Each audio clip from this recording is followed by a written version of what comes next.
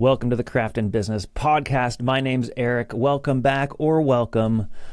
Today we're doing a little bit of a different sort of episode. We're doing a solo episode.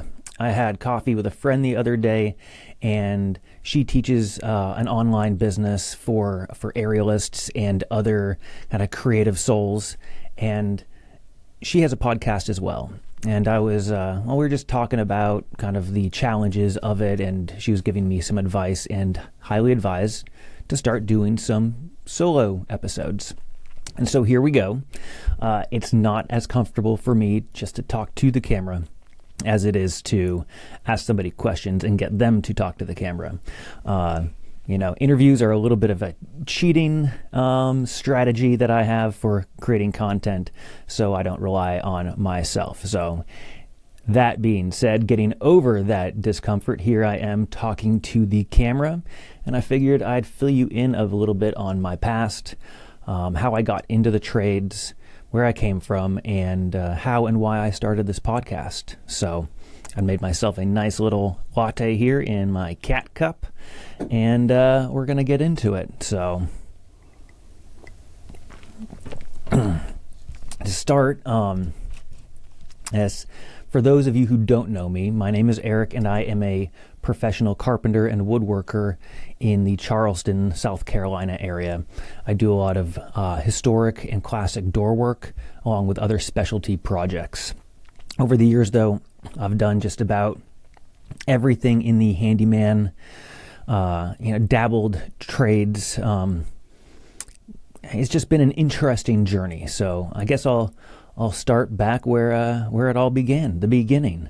Back when I was a child, I was always playing with Legos, building forts, making inventions, taking apart clocks and putting them together and trying to make whatever it was. I mean, I probably didn't even have a goal, but I was always tinkering and making with things, playing with my father's tools.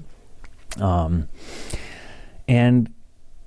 around the age of 13, I wanted to buy a better mountain bike. I really got into mountain biking, and I wanted to up my game. So at the ripe old age of 13, it was kind of hard to get a job, but my father always encouraged working hard and working for what you want. So he gave me the opportunity to paint his house during my summer break, and paid me, I can't remember what it was, probably $10 an hour, something like that.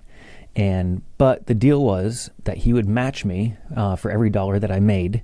He would match me in the purchase of the bike. So he knew that I couldn't actually afford what I wanted, but that was a great way for him to encourage me to work towards my goals.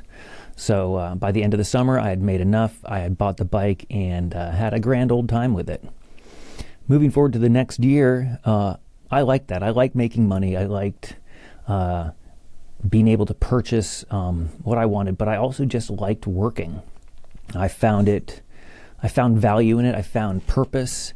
I was driven to do it, and it was a neat experience. So at 14, I started working in a steel mill and forge in central Vermont that made stone cutting tools for the granite industry. If any of you guys are out there, are carvers, granite carvers, stone carvers, you probably know of Trow and Holden tools, and that's who I worked for. I was putting together air hoses and packaging up the tools. I was grinding wedges and shims for splitting blocks, and I was cleaning out these old machines. I mean, these 100-plus-year-old working machines, cleaning them, helping do a little bit of the maintenance. It was quite interesting. I'd come home just covered in metal dust, and I'm sure my lungs are paying for it now, but it was a fun experience, and hopefully one day we'll bring this podcast up there, and maybe we'll do a on-site tour and conversation with the owner. That would be pretty neat. I haven't been back there since working there, so that would be I'm gonna keep that on the list. Moving forward a little bit, started vocational school. I had finished up enough of I think I had enough credits. Well, I mean, it's not that I was a good student, I can tell you that much, but there's a vocation school attached to our high school, and so I was able to spend more of my time in a bit of a more creative pursuit in drafting. I know drafting's not very creative, but for me it was a lot better than,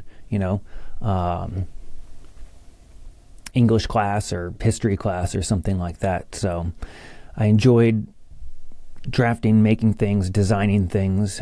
It was challenging. It was frustrating at times with the way it was set up, but that was kind of preparing me for college because it was called pre-engineering graphics. So my plan was to go to school for engineering, which I did for about a year and a half. Then I dropped out because I was not enjoying the process of engineering. I don't know if I would have enjoyed the actual trade of it after getting out, but the schooling aspect of it was just not for me. So dropped out. But first, during the first summer of college, I started a landscaping business with my buddy at his house up in Denver. And so that was my first kind of business experience. It was far from legit, but we were trading dollars for hours and doing our own thing and saving up for school. So went back to school, realized it wasn't for me, dropped out, and then I ended up getting a job with my neighbor who owned a stucco company. And yeah, I was the stucco helper. I was running around, setting up scaffolding, bringing the guys mud. I think I was one of the few English speakers on the crew besides the boss. It was a rough and gruff kind of way of life that these guys lived. They were driving in, some of them more than an hour. And let's just say the first day on the job site, they asked me if I wanted to pitch in. I said, for what? They said, for lunch. I said, for what? They said, for beer. I go, oh, no. So it was one of those sort of things. It was eye-opening, interesting. But, it was a good way to make some money after I dropped out. But then I found this guy to work with. He was more of a everything sort of guy.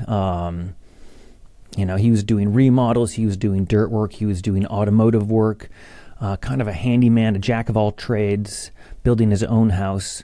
And that was interesting. I definitely learned some technical things. This was early on in my career, so a lot of the basics I learned there. I also learned how not to run a business. Yes, he did not... Come to find out, he did not have a great reputation around town. He would he's a bit of a shyster, so we won't mention his name, and we will move on from there. But it was definitely a learning experience. After that, I got a job on a framing crew, framing McMansions, kind of these, big Colorado houses. Learned a lot from those guys, a lot of tips, a lot of tricks, kind of general carpentry framing tips and tricks, and everything from efficiency to things that probably aren't the safest, but a lot of people back then in the early 2000s, that's just what you did. So after working in the trades, I realized that I did not want to be an employee my whole life. I wanted to be a business owner. So I went back to school for business for about a year to realize that I did not need a business degree to have a business. Learning things about international business ethics, and I was just like, really, it just seemed like a waste of time. So I dropped out for my second time and joined up with a trim crew, trimming out actually the same builders' houses that I was doing the framing for. So both of them were subcontracted businesses that were working for this big builder that was doing these McMansions up there. So one of several kind of big dogs in that town. So that was, kind of developed more of my finer technical skills there, and decided to move on to working with this remodeler that did both new construction, remodeling, but it was a smaller organization, small one or two crews. He only did one or two houses a year, high-end custom work. And that was such a great opportunity because I was, at that point in time, I was ambitious, I was driven, I was in my early 20s, and I was given the opportunity to be a foreman at 23. There was a remodel coming up with 2 additions way up in this mountain canyon, and I knew it was coming up. And I went to the boss man. I said, "Hey, boss man, who's got that project up there? Who's running it?" He goes, I don't know yet. Why do you ask? I said, I want it. I want that job. He kind of looked at me like, he's like, "All right, kid, give you a chance." And it was fun. It was me and one other helper, had a few independent or subcontractors that would come in for the specialty trades, but demo, framing, some of the concrete work was us. Me and my helper, and Carlos. He ended up disappearing. I don't know where he went. I think he went back to see family and never returned. So, Carlos, if you're watching, hope you're doing well. So I was driven at that point, as I was saying. I had hit my kind of limit of being an employee already. I was frustrated with the way that this guy was running his operation, and I believed that I could do it better. There's a book called The E-Myth Revisited, and it talks about building kind of standards and procedures into your business, but it also talks about the entrepreneur or the kind of doer, the technician, who I was at that point in time, who has their entrepreneurial seizure. And I always said, I can do this better than you. And I thanked him for the time. I gave him my 2 weeks, and I decided I was going off on my own. I didn't have a single side job. I did not have a single contact that knew that I was going off on my own, besides a few friends, which I was in my early 20s. I mean, let's just say that most of my friends were not the most professional. But through a friend, her father was a builder, and I ended up landing my first job, which was trimming out 2 sets of stairs and doing log railings and doing a custom built-in for my first job. I'd never bid anything. I said I would work hourly, and he kind of scoffed at the number that I threw out there, which at the time I thought was high. And at the time it was high for that town at that point in time. Yeah, it was a little on the high side. Now it's silly, but he did not like that. He asked for a bid. I gave him a bid fairly quickly, and then I really did my research on what I'd never trimmed out stairs before. And trimming out these stairs was with the flooring, not with actual treads and risers that were pre-made, and rough lumber for the stringers. I didn't even have a planer. I flattened that thing with a belt sander. Let's just say it was a brutal experience. I canceled a river trip that I was supposed to go on. I ended up working until 2 or 3 o'clock in the morning on a regular basis, drinking Red Bulls just to get it done. I picked up side work as a bartender in the afternoons, which, so yeah, I'm basically not sleeping. It was brutal. I think, I made about somewhere between $2 to $4 an hour on that job, but it got me a connection. And that connection led me to my next job, which I was on for 8 months. I was hired to fix the framing. The framing was so bad. We're talking parapet walls that are 4 feet tall that were 5/8 out of plumb, walls that were over an inch out of plumb, insane stuff. Interior walls where the studs were crowned in opposite directions, and if you've done any framing, then you know what I'm talking about. So I did a lot of fixing, and then I got into kind of handyman work that there wasn't really a place for. It's often completed by the carpenters, so putting brackets on different parts to hold up. It was a very rustic, modern, mountain designed set of townhouses. Ended up being on that project for 8 months, led me to connecting with these other guys, all these Finnish carpenters that had their own shops, and that led me to plenty of work and just this kind of hub of professional craftspeople that work together on a regular basis, sometimes alone, sometimes together, but I really enjoyed that form of working. Throughout that process, I also struggled quite a bit. And was actually probably the impetus for starting this podcast was the struggles that I went through in the beginning. It was challenging, not charging enough, not making enough, not knowing how to actually run a business. And the more I started to learn, the more I learned that I didn't know. So after kind of really getting into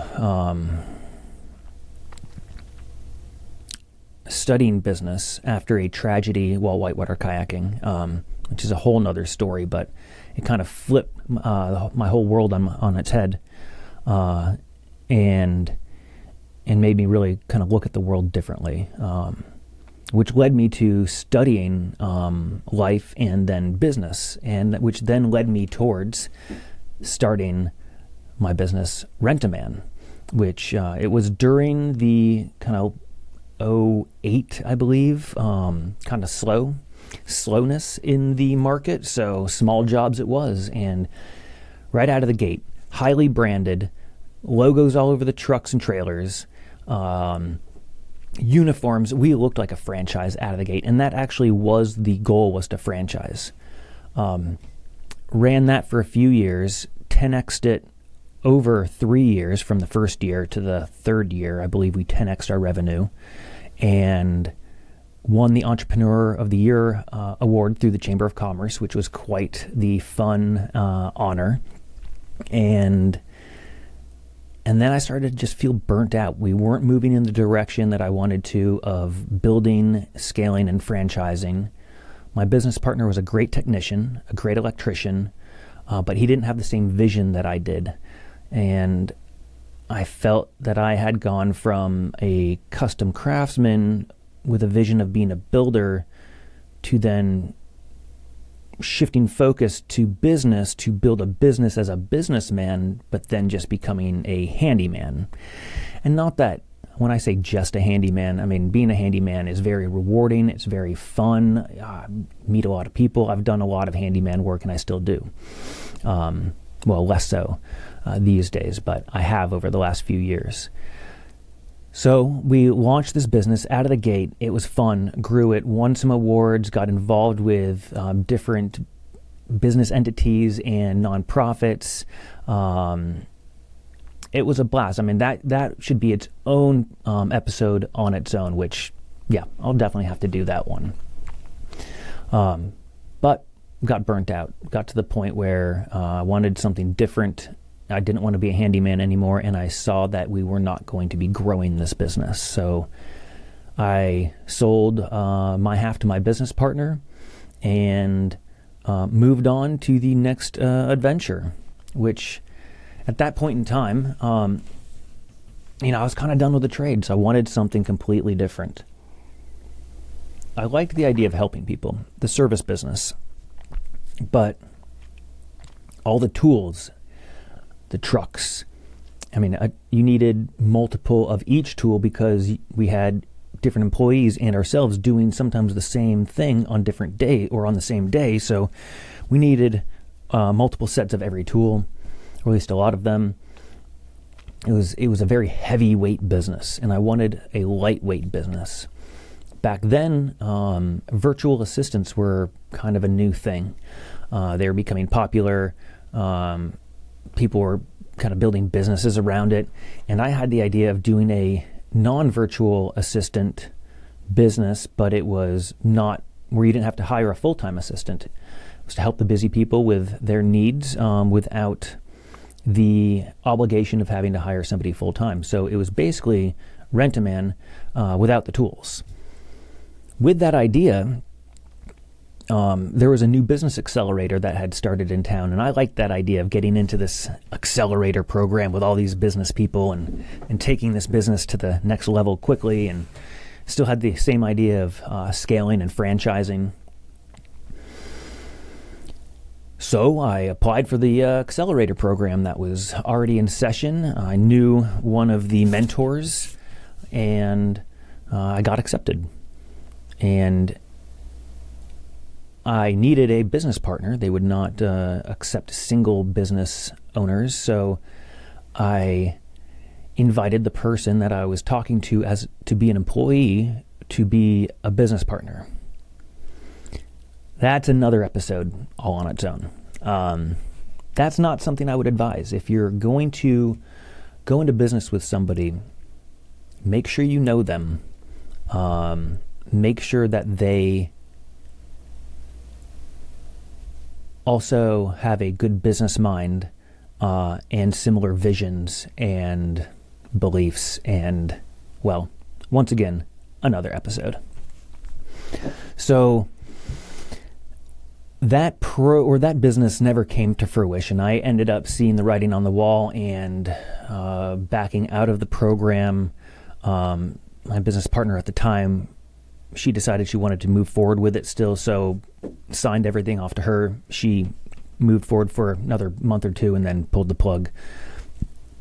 But it was quite the experience to go through a business accelerator and see how they would basically see the process, see the education, see the mentorship, and how much value that sort of community has towards building business.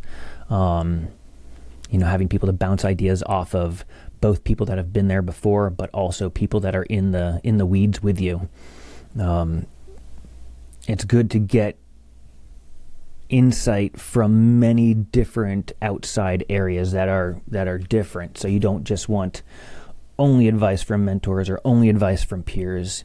It's nice to get both so you can really kind of distill that and process it and come to your own decisions.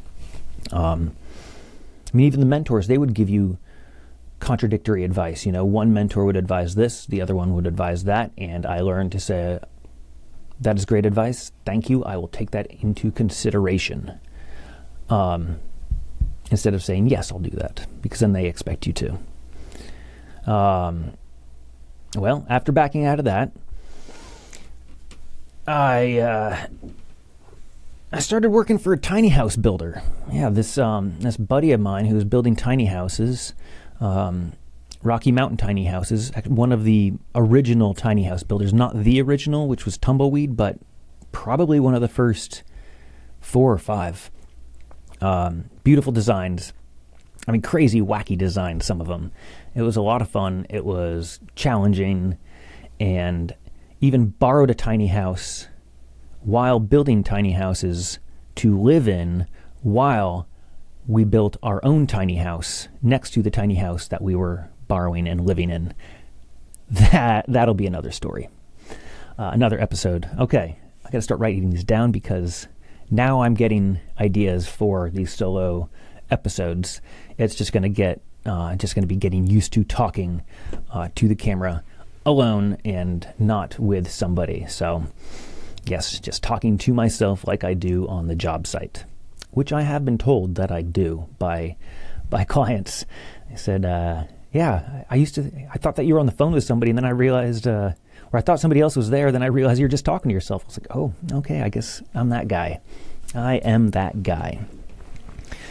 But during that tiny house process, I was trying to figure out what I wanted to be when I grew up, and I was getting very curious about video production. I think video production in general on a smaller solo level was becoming more popular on YouTube. You had vloggers like Casey Neistat, who was just making his daily life look very cinematic and great storytelling. And I was just inspired by that. So I started playing around with that. Actually, I started playing with video during Rent-A-Man. I was making these fun little ads and early social media videos with a GoPro that I was throwing in crazy places. Sparks flying from a grinder. If I can find it, I'll throw it in here at the end of the video. For me back then, that was pretty creative stuff. So I was starting to play with that. I wanted to pursue it professionally, so I actually found a couple of local clients, small businesses, similar to starting off in the trades on my own, I did not charge enough. I was not making enough, not charging enough, but I also didn't really know what I was doing. I think I got my first paid video production gig while shooting on an iPhone on a Steadicam. Yep, with an external microphone. So I didn't even have a real camera. But then I got one, got more into it, and then this media company moved to town, and they looked pretty legit. Kind of like Rent-A-Man, all logoed up around the truck, big fancy truck, and they quickly hired a team. Well, over time, I started communications with them, and then ended up getting a job. It was not the polished production company that I was expecting, but I still learned a lot and had some great opportunities shooting aftermarket, off-road stuff. Running through the desert with a camera on a gimbal on a monopod. It was a blast, and I learned a lot about video production. Once again, it was frustrating watching somebody else run a business in a way that I would not personally, but it wasn't my business, and my advice was not asked. I was just there to be a shooter and editor, and I made some pretty cool videos. It was fun. Then the pandemic hit. We were already trying to sell our tiny house. We wanted to move. I was ready to get out of the Southwest. It was a fun place for 20 years, and it was just it was Never Land. So I wanted to grow up. So we packed up and sold the tiny house to the landlord. So just locked the door and walked away. Packed up the truck, about a camper.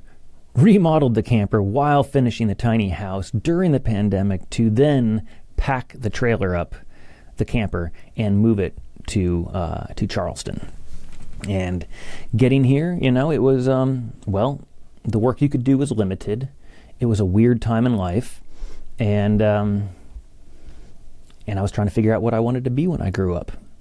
I actually originally planned on moving here and starting a media house, some sort of media company doing creative video and photo production for small businesses, medium businesses. I didn't know where it was going to go. I'd never really, besides working for that one production company, I had very minimal experience in the professional photo video world. I did pick up one gig on a professional photo shoot for Mercedes once I got here as a photographer's assistant, holding lights and things like that. That was interesting, but it also made me realize that this big production, big production, that was not my cup of tea. I did not like all the different people. There was somebody, just to get a couple of photos, I think there was maybe around 30 people on site every day for over a week. Now, when I was doing video production, I was shooting and editing solo. There was a photographer, but we didn't have grip. We didn't have a lighting guy. We didn't have audio guy. It was all us, and it was all me for the video. So seeing that big production made me realize that's not the direction I wanted to go. Got back into the trades a little bit because, that's what I knew how to do. That's what I knew how to get work and money building and fixing things with my hands and tools. So, I had gotten rid of some tools, so I was, kind of to a bare minimum to start back off with. So I started doing things such as cabinet install and some simple trim work. And that kept me fed during the pandemic.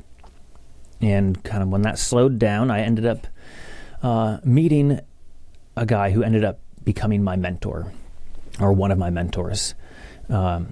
He was looking for a carpenter to help finish up his house. He had a big project going on, and his wife said, "Hey, you you need to hire somebody because you're not getting it done enough because you're too busy working on other people's houses.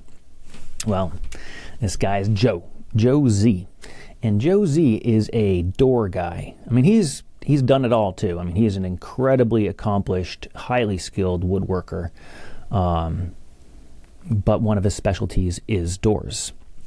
And that's where I got into door work and just learned how much there is to that part, that niche of the industry.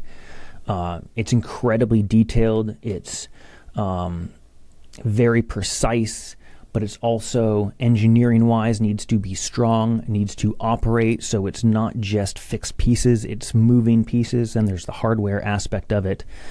So there's the engineering. I really liked it. Kind of got into the historic world of the trades here. Incredible old buildings to work on, and it just kind of re-sparked my passion for craftsmanship. And so, that was about 4 or 5 years ago, and ever since then I've just been kind of back in to the trades and really passionate about craftsmanship. Doing this historic work is just very fun. The stories behind these buildings, you can kind of even see, or it's almost like craftsmanship archaeology, where you are discovering the way that people were thinking and building as you're disassembling or repairing these historic doors, windows, and other parts of the building. It's incredible. It's very fun work. But that leads us to here, the Craft and Business Podcast, which I started. I've always wanted more. I love the trades. I love working with my hands. It's very fulfilling, but I've always felt like there was more. I love my clients and I love helping these people, but it's only helping 1 or 2 people at a time. And I feel as if my experiences will be useful. And I'm not saying that I'm any sort of business guru or expert, but I've gone through the ringer. And I love getting other people's stories. This is the podcast that I wish I had when I was starting out. And as I said, I got really heavy into studying business, and a lot of that was listening to podcasts. And back in the earlier 2000s, there were fewer to listen to. Things like Entrepreneur on Fire, School of Greatness, Tim Ferriss Show. I know I'm leaving out a whole bunch of them. I mean, there's marketing ones. But there was never one about the business of craftsmanship. So that is why the Craft and Business Podcast exists. So that's my history. That's my story. That is the how and the why of the podcast. So I think at this point in time, I've run out of things to say. So I hope you enjoyed listening to me babble on and tell you my story. I'd love to hear some about your story down in the comments, or let me know what you thought of my story, or subjects you want to learn about in the future. Also, give the video a like if you'd be willing to. It really helps the algorithm. YouTube, they like that sort of thing. And subscribe if you haven't, because all those things help. I really appreciate it, and I'll see you guys in the next episode.